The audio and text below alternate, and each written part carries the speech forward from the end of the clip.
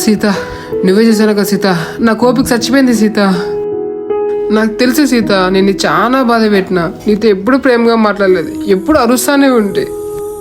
నువ్వు నన్ను ఎంత లవ్ చేస్తాంటివి, ఎంత కేర్ చూపిస్తాంటివి, నాకు ఏ ప్రాబ్లం ఉన్నారా అని నా దగ్గర నువ్వు సాల్వ్ చేస్తాంటివి. నువ్వు నన్ను వదిలిపోయింటివి కదా, అప్పుడు నాతో ఎవ్వరు లేరు, ఒంటరి అయిపోయినా సీత.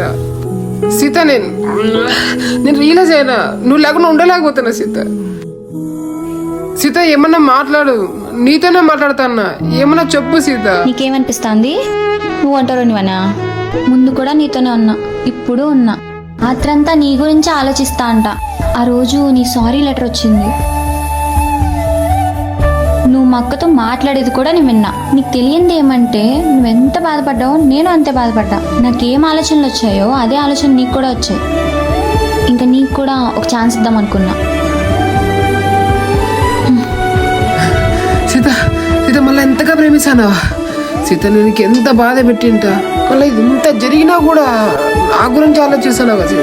ఇంతగా ఎవ్వరు ప్రేమించారు సీత. సీత, సీత, ఇంకా నుంచి చూడు, ఈ రాము ముందులాగా అస్సలు ఉన్నాడు.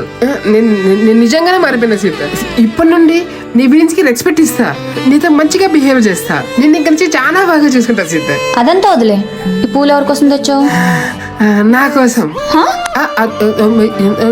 నీ కోసం తెచ్చిన. మళ్ళీ ఎప్పుడు ఇస్తావు? ఇదిగో తీసుకో. ఒక్క నిమిషం ఆగు, ఇక్కడ ఇక్కడ ఇక్కడ నాతో పాటు ఇక్కడ.